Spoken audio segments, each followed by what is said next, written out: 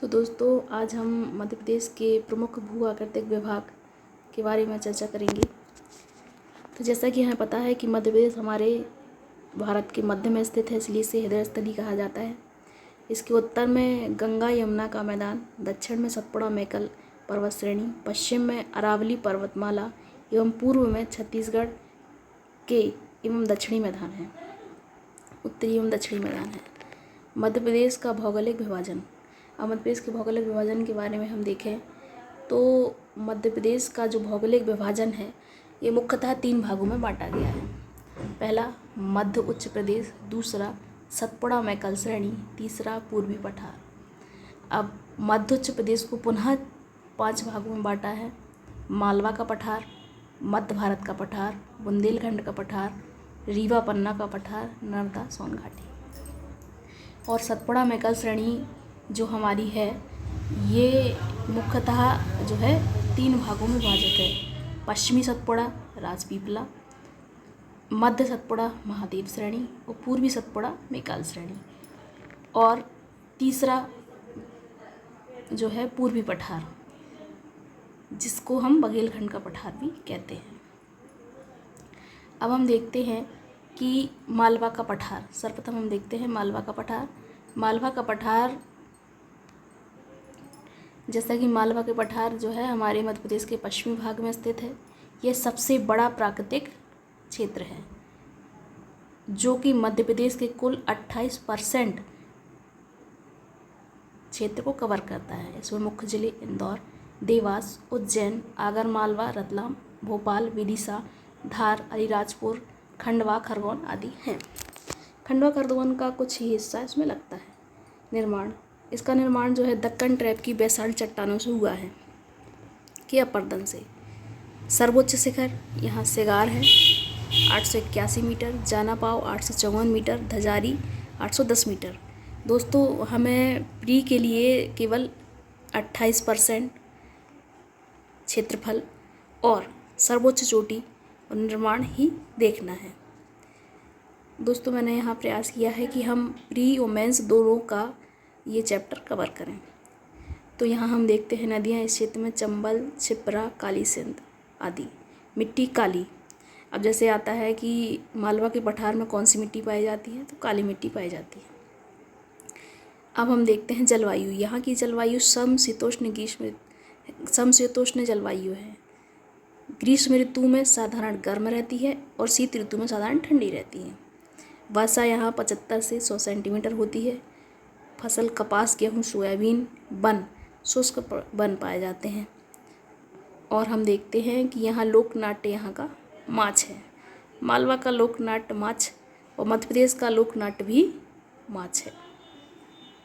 बोली मुख्यतः यहाँ मालवी बोली जाती है।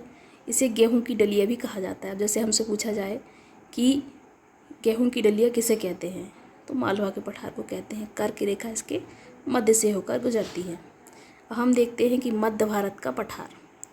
मध्य भारत का पठार की अवस्थिति हम देखें तो ये मध्य प्रदेश के मैप में ऊपर, सबसे ऊपर आता है क्षेत्र, जिसमें मुख्यतः नीमच, श्योपुर, मुरैना, भिंड, ग्वालियर, शिवपुरी आदि जिले आते हैं। जैसे कि मध्य प्रदेश का ये ऊपरी हिस्सा है, यहाँ ये मध्य उच्च प्रदेश आएगा। ठीक है। अब हम देखते हैं कि निर्माण इसका विंध्य चट्टानों के अपघटन से हुआ है। आर्द्र महाकल्प की चट्टानों से हुआ है। विंध्यांचल पर्वत है, विंध्यांचल पर्वत की चट्टानों का अपक्षयन हुआ और इससे जो है इसका निर्माण हुआ। फिर यहाँ की नदियाँ देखते हैं। चंबल, सिंध, पार्वती, कुंवारी। मिट्टी जलोढ़ और कछारी मिट्टी है। जलोढ़ और कछारी मिट्टी को है क्योंकि यहाँ पे जो है चंबल उपाध्य प्रदेश इसको कहते हैं, चंबल नदी का क्षेत्र है। तो चंबल नदी के बाढ़ से जो भी मिट्टी आती है, बाढ़ के बाद जो मिट्टी बचती है वो जलोढ़ मिट्टी होती है और सबसे उपजाऊ मिट्टी भी होती है। विषम जलवायु है यहाँ की, महाद्वीपीय प्रकार की, मतलब आते तक गर्मी भी होती है, ठंडी भी पड़ती है। यहाँ कम वर्षा होती है 50 से 75 सेंटीमीटर।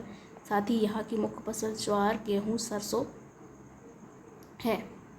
इसके बाद यहाँ सरसों की हांडी कहते हैं। तो अगर हमसे पूछा जाए कि सरसों की फसल जो है मुख्यतः किस क्षेत्र में होती है, तो मध्य भारत के क्षेत्र में होती है।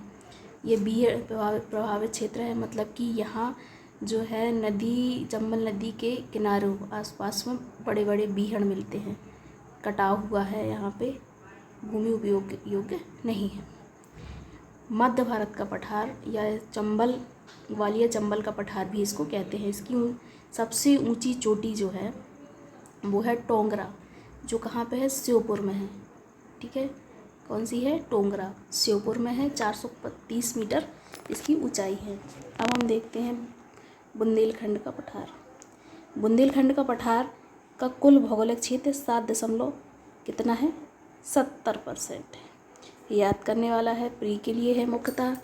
संबंधित जिले बुंदेलखंड में दतिया, छतरपुर, सागर, टीकमगढ़, निवाड़ी, पन्ना मुख्य क्षेत्र हैं।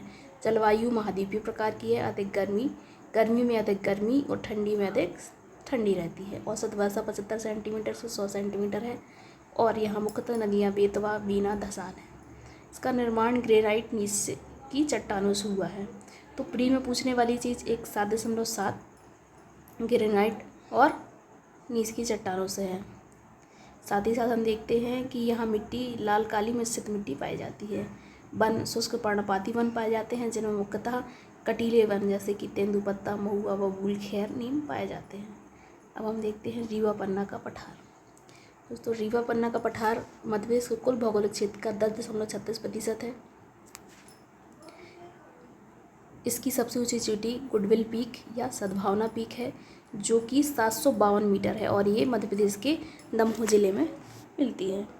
यहाँ से मुख्यतः टोंस, महान, केन नदियाँ बहती हैं। अब हम देखते हैं संबंधित जिले। तो सतना, कटनी, रीवा, पन्ना, दमोह, सीधी आदि, इनका निर्माण कैसे हुआ? इनका निर्माण विंध्य शैल के अपरदन से निर्मित चट्टानों से हुआ है। विंध्यन कगारी, इसे जो है विंध्यन कगारी या स्कार्पलैंड भी कहा जाता है। ठीक है, मध्य प्रदेश में जो जावरा गुम्मद, अगर पूछे जावरा गुम्मद कहाँ है, दमोह, तो हमने देखा गुडविल पीक दमोह, जावरा गुम्मद भी दमोह में है। अब देखते हैं नर्मदा सोन घाटी। नर्मदा सोन घाटी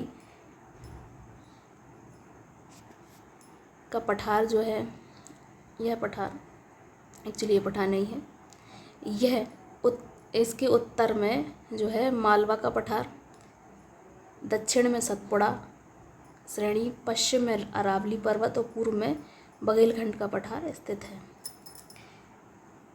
क्षेत्रफल इसका 86,000 वर्ग किलोमीटर है, जो कि कुल भौगोलिक भूभाग का 26% है। तो हमने देखा था मालवा का पठार का क्षेत्रफल कितना था। हमने देखा था कि मालवा का पठार का क्षेत्रफल जो था, देखिए यहाँ पे 28% है और ये पहला सबसे बड़ा हो गया। दूसरे नंबर पर कौन सा आता है, नर्मदा सोन घाटी का क्षेत्र, जो कि कितना प्रतिशत है, 26% है। ठीक है, अब देखते हैं हम पश्चिम में दक्कन ट्रैप की चट्टानें, इसका निर्माण क्या है, दो तरफ देखते हैं, पश्चिम और पूर्व। पश्चिम में इसका निर्माण कैसे हुआ है, दक्कन ट्रैप की चट्टानों से हुआ है और पूर्व में विंध्य क्रम की, धारवाड़ क्रम की चट्टानों से हुआ है। नदियाँ मुख्यतः यहाँ की नर्मदा नदी है और नर्मदा की सहायक नदियाँ हैं। पश्चिम क्षेत्र में इसमें काली मिट्टी पाई जाती है। ठीक है, और पूर्वी क्षेत्र में यहाँ लाल मिट्टी पाई जाती है। अब हम देखते हैं ये क्या है, घाटी वाला क्षेत्र, मतलब निचले स्तर क्षेत्र है। घाटी वाले क्षेत्र में क्या होता है कि गर्मी अधिक होती है, चूँकि उमस होती है, जितना पानी होगा उतनी उमस होगी, और शीत ऋतु में क्या है, साधारण ठंड पड़ती है। कृषि की अर्थव्यवस्था की रीढ़ की हड्डी कहा जाता है। अगर हमसे पूछा जाए कि मध्य प्रदेश के किस क्षेत्र को कृषि की अर्थव्यवस्था की रीढ़ की हड्डी कहते हैं, तो वो है नर्मदा सोन घाटी। अब हम देखते हैं सतपुड़ा मेकल श्रेणी। सतपुड़ा मेकल श्रेणी जो है कुल 11% क्षेत्र में है। मध्य प्रदेश के 11% क्षेत्र इसमें आता है। इसका निर्माण बैसाल्ट चट्टानों से हुआ है। सतपुड़ा श्रेणी मुख्यतः पश्चिम, मध्य और पूर्व श्रेणी है। तो पश्चिम में राजपीपला श्रेणी, मध्य में ग्वालियर श्रेणी, महादेव श्रेणी और पूर्व में मैकल श्रेणी। अब जैसा हम देखें, ये क्रम मैंने इसलिए लिखा है क्योंकि कभी कभी ये क्रम पूछ लेते हैं। तो पश्चिम में पहले राजपीपला, फिर ग्वालियर, महादेव श्रेणी और मैकल श्रेणी। प्रमुख जिले हैं बालाघाट, सिवनी, छिंदवाड़ा, खंडवा, खरगोन, बुरहानपुर, बड़वानी आदि। अब हम देखते हैं कि यहाँ जो है पश्चिम से पूर्व की ओर जाने में वर्षा की मात्रा बढ़ती है। तो और पूछा जाए हमसे कि किस क्षेत्र में पश्चिम से पूर्व जाने पर जो है वर्षा बढ़ती है। मध्य प्रदेश में ओवरऑल अगर हम देखें तो पश्चिम से जैसे ही हम पूर्व की ओर बढ़ेंगे वर्षा की मात्रा बढ़ती जाती है। यहाँ की मुख्य नदी है ताप्ती, परधा, वैनगंगा और तवा। यहाँ मिट्टी छिछली काली मिट्टी और लैटराइट मिट्टी पाई जाती है। अब हम देखते हैं पूर्वी पठार या बघेलखंड का पठार। बघेलखंड का पठार 7% क्षेत्र में है, जो कि अर्ध महाकल्प की शैलों से निर्मित है। सीधी, सिंगरौली, रीवा, शहडोल इसके मुख्य जिले हैं। ग्रीष्म ऋतु में साधारण गर्म और शीत ऋतु में अधिक ठंडा होता है। इसकी प्रमुख नदियाँ सोन, जोहिला, बनास, कोपद है। लाल पीली मिट्टी पाई जाती है। यहाँ वर्षा ज़्यादा होती है, 120 से 140 सेंटीमीटर तक वर्षा होती है। तो दोस्तों, जैसा कि हमने अभी जो है डिस्क्राइब किया पूरा यहाँ मध्य प्रदेश के प्रमुख भौगोलिक क्षेत्र के बारे में, तो हम अब उसकी अवस्थिति देखते हैं कि मध्य भारत का पठार, ये जो है मध्य प्रदेश के उत्तर में है। यहाँ ये बुंदेलखंड का पठार, ये अपना रीवा पन्ना का पठार, विंध्य कगारी क्षेत्र, बघेलखंड का पठार, मेकल, सतपुड़ा, सरणी, इस तरह से ये हमने देखा। तो मध्य भारत का पठार जो है 10.68% है, बुंदेलखंड 7.7% है, रीवा पन्ना 10.37% है और बघेलखंड का पठार 7% है। सतपुड़ा मेकल 11% क्षेत्र में है। नर्मदा सोन घाटी जो है अपनी 26% क्षेत्र में है। 28% क्षेत्र लेके नंबर 1 पे है अपना मालवा का पठार। तो हम अगर बात करते हैं कि सबसे बड़ा भौगोलिक क्षेत्र कौन सा है, तो 28% को लेकर मालवा का पठार है। फिर हम देखते हैं सबसे छोटा कौन सा है, तो बघेलखंड का पठार 7% लेके सबसे छोटा है। सेकंड सबसे बड़ा 26% वाला है अपना जो है नर्मदा सोन घाटी बेसिन है। तो यहाँ हमने मध्य प्रदेश का भौगोलिक परिचय देखा है। अब हम अपने अगले क्लास में जो है देखेंगे कि मध्य प्रदेश के पर्वत। तो दोस्तों, हम अगले जो है क्लास में मिलते हैं।